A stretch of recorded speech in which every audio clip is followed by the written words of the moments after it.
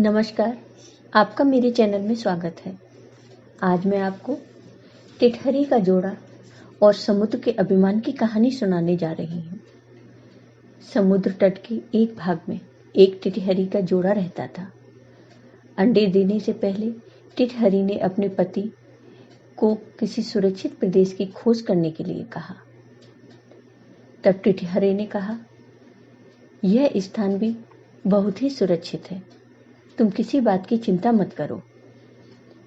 फिर टिटहरी ने कहा, समुद्र में जब ज्वार आता है तो उसकी लहरें मतवाले हाथी को भी खींच कर ले जाती हैं, इसलिए हमें इन लहरों से दूर कोई और स्थान देखकर रखना चाहिए।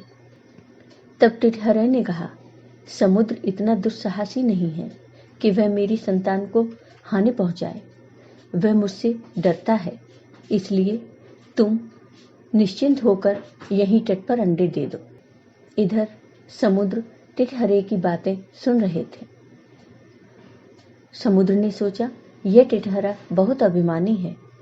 आकाश की ओर टांगे करके भी यह इसलिए सोता है कि इन टांगों पर गिरते हुए आकाश को भी थाम लेगा। इसके अभिमान को तोड़ना जरूरी है। यह सोचकर समुद्र ज्वार आने पर टिटहरी के अंडों को लहरों में बहा देते हैं। टिटहरी जब दूसरे दिन आती है तो अपने अंडे को बहता देखकर रोती बिलखती टिटहरे से कहती है, मैंने तुमसे पहले ही कहा था कि समुद्र की लहरें इन्हें बहा ले जाएंगी, लेकिन तुमने अभिमानवश मेरी बातें नहीं सुनी और मेरी बातों पर कोई ध्यान नहीं दिया। तुम्हारी वजह से मेरे अंडे समुद्र में बह गए। अपने प्रियजनों के कथन पर भी जो ध्यान नहीं देता, उनकी दुर्गति होती ही है। इसके अतिरिक्त बुद्धिमानों में भी वही बुद्धिमान सफल होते हैं जो बिना आई विपत्ति का पहले से ही उपाय सोचते हैं और जिनकी बुद्धि तत्काल अपनी रक्षा का उपाय सोच लेती है। जो होगा देखा जाएगा, कहने वाले शीघ्र ही नष्ट हो जाते हैं। यह बात सुनकर टिटहरे ने टिटहरी से कहा, मैं यद्विषय जैसा मूर्ख और निष्कर्म नहीं हूं। मेरी बुद्धि का चमत्कार देखती जाओ। मैं अभी अपनी चोंच से पानी बाहर निकालकर समुद्र को सुखा देता हूं। टिटहरी ने कहा, समुद्र के साथ तुम्हारा बैर तुम्हें शोभा नहीं देता। इस पर क्रोध करने से तुम्हें क्या लाभ होगा?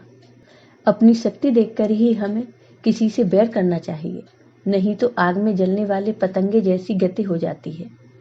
टिटहरा फिर भी अपनी चोंच से समुद्र को सुखा डालने की डींगे मारता रहा।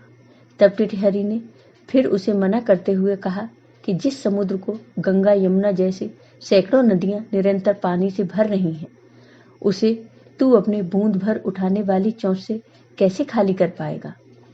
टिटहरा तब भी अपने हठ पर तुला रहा। तब टिटहरी ने कहा, यदि तुमने समुद्र को सुखाने का हठ ही कर लिया है तो अन्य पक्षियों की भी सलाह लेकर काम करो। कई बार छोटे छोटे प्राणी मिलकर अपने से बहुत बड़े जीव को भी हरा देते हैं, जैसे चिड़िया, कटफोड़े और मेढक ने मिलकर हाथी को मार दिया था। टिटहरा ने कहा, अच्छी बात है, मैं भी दूसरे पक्षियों की सहायता से समुद्र को सुखाने का प्रयत्न करूंगा। यह कहकर टिटहरा ने बगुले, सारस, मोर आदि अनेक पक्षियों को बुलाकर अपने दुख की कथा सुनाई। उन्होंने कहा, हम तो असक्त हैं, किंतु हमारा मित्र गरुड़ अवश्य इस संबंध में हमारी सहायता कर सकता है। तब सब पक्षी मिलकर गरुड़ के पास जाकर रोने और चिल्लाने लगे, गरुड़ महाराज, आपके रहते हमारे पक्षी कुल पर समुद्र ने अत्याचार कर दिया है। हम इसका बदला चाहते हैं। आज उसने टिटहरी के अंडे नष्ट किए हैं, कल वह दूसरे पक्षियों के अंडे को वहां ले जाएगा। इस अत्याचार को रोकना चाहिए, अन्यथा संपूर्ण पक्षी कुल नष्ट हो जाएगा। गरुड़ ने पक्षियों का रोना सुनकर उनकी सहायता करने का निश्चय किया। उसी समय गरुड़ के पास भगवान विष्णु का दूत आया। उस दूत को भगवान विष्णु ने गरुड़ को बुलाने के लिए भेजा था, क्योंकि भगवान विष्णु को गरुड़ की सवारी करनी थी।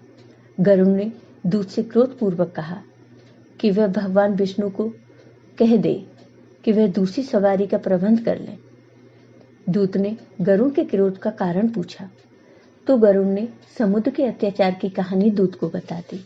फिर दूत लौटकर पुनः भगवान विष्णु के पास चला जाता है। दूत के मुख से गरुड़ के क्रोध की कहानी सुनकर भगवान विष्णु स्वयं गरुड़ के घर चले जाते हैं। भगवान विष्णु के वहां पहुंचने पर गरुड़ उन्हें प्रणाम करते हैं और विनम्र शब्दों में भगवान विष्णु से कहते हैं, भगवान, आपके आश्रम का अभिमान करके समुद्र ने मेरे साथी पक्षियों के अंडे का अपहरण कर लिया है। इस तरह मुझे भी अपमानित किया है। मैं समुद्र से इस अपमान का बदला लेना चाहता हूँ।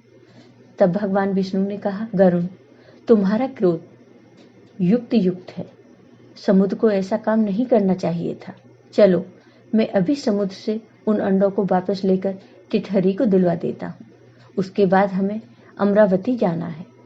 तब भगवान विष्णु ने अपने धनुष पर आग्नेय बाण को चढ़ाकर समुद्र से कहा, दुष्ट, अभी उन सब अंडों को वापस कर दे, नहीं तो तुझे क्षण भर में सुखा दूंगा। भगवान विष्णु के भय से समुद्र ने उसी क्षण अंडे वापस कर दिए। टिटहरी और टिटहरे को अपने अंडे वापस मिल गए। टिटहरी बहुत खुश हुई। उसने भगवान विष्णु का बहुत बहुत धन्यवाद किया। आपको ये वीडियो पसंद आया हो तो लाइक कीजिए, शेयर कीजिए और मेरे चैनल को सब्सक्राइब कीजिए। साथ ही बेल आइकॉन पर क्लिक जरूर कीजिए, जिससे हमारे वीडियो के नोटिफिकेशन आपको मिलते रहे। धन्यवाद।